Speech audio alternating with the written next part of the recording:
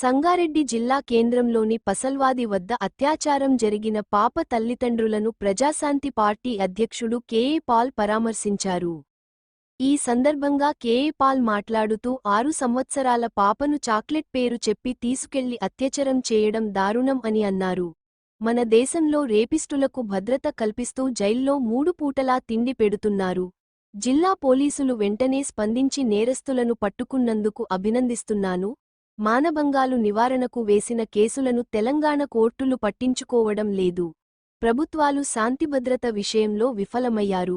ఒక్క అవకాశం నాకు ఇస్తే నేరాల నివారణకు సూచనలు ఇస్తా అని అన్నారు.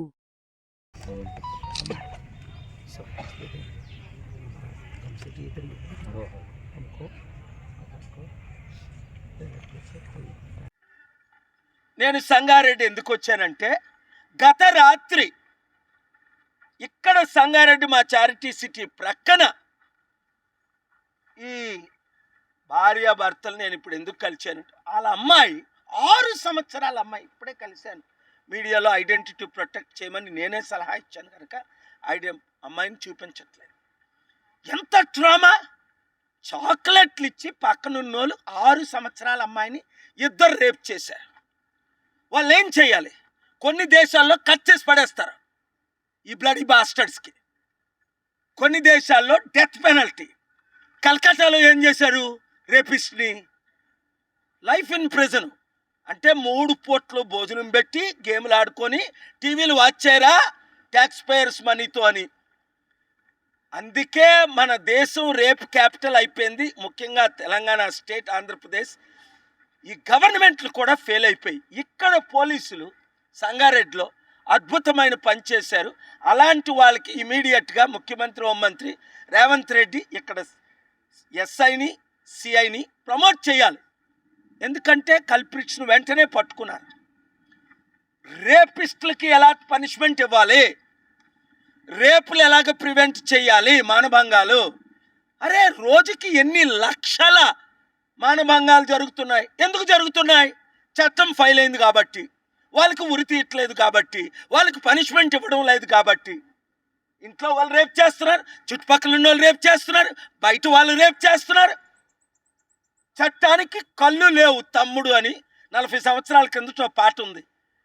అరే చీఫ్ జస్టిస్, అదే ఈ రేపులు ప్రివెంట్ చేయడానికని కేసు వేసాను నేను తెలంగాణలో. 6 నెలల నుంచి వింటున్నారు, ఏం చేయరు. వాళ్ళ పిల్లలకు రేప్ చేస్తే, వాళ్ళ మనవలను రేప్ చేస్తే కోర్టులు ఎందుకు ఉన్నాయి? చంద్రశూడ్ ఏం చేశాడు? 494 సెక్షన్ రద్దు చేసి ఎవరితోనైనా తిరగవచ్చు. అరే, మన దేశ సంస్కృతి ఏమైంది? Spirituality, morals ఏమయ్యాయి?